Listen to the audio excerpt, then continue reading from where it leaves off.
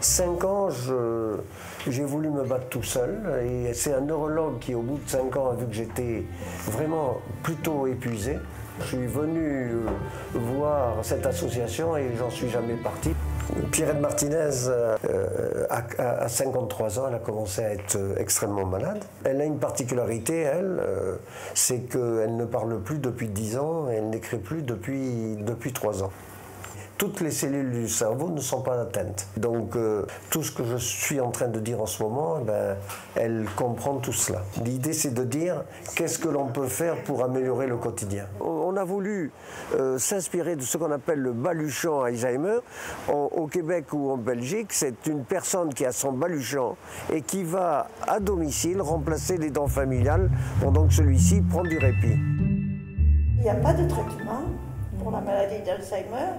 Mais il y a un mode d'emploi. Bien sûr, je disais, mais on est vraiment isolé, quoi. Il n'y a pas de solution, on n'a pas d'aide, même morale, rien du tout, quoi. Et puis c'est là qu'il m'a dit vous existiez, donc j'ai dit je vais m'intéresser à cette association. C'est depuis 3 ans, oui, c'est la première fois que je l'ai lâché, 5 jours, oui. On peut vous demander ce que vous avez fait pendant ces 5 jours? Je me suis reposée, je me suis baignée, voilà. Et ça s'est très bien passé, ouais, j'étais très contente. Ouais. Grâce en partie à ce jeune homme et puis les 2 autres personnes, puisqu'ils étaient 3.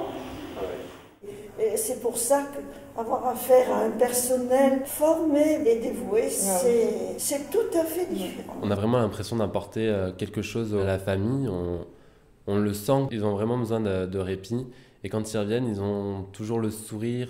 C'est vraiment quelque chose qu'il faut faire avec envie et on le sent au fond de soi si on peut faire ce métier-là ou non, quoi.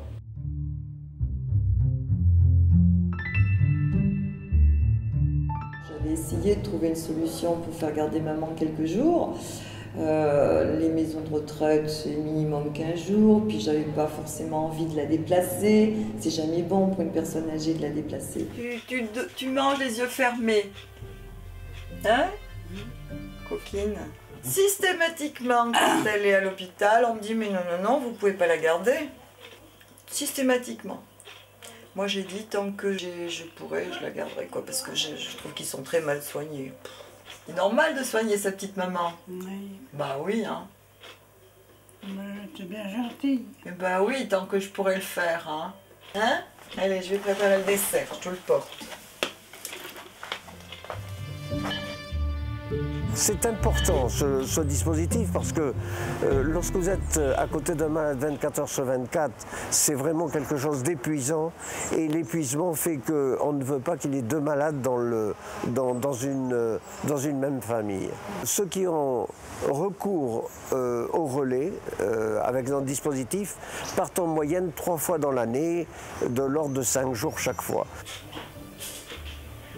Nous avons aussi dans notre boîte à outils d'autres outils, comme le bistrot mémoire. Le bistrot mémoire, c'est un lieu de ressources où, tous les mardis, il y a une rencontre avec les malades et les aidants familiaux autour d'un verre qui permet aux familles de se rencontrer parce que notre slogan, c'est « N'affrontez pas seul Alzheimer » parce que c'est quelque chose qui vous détruit.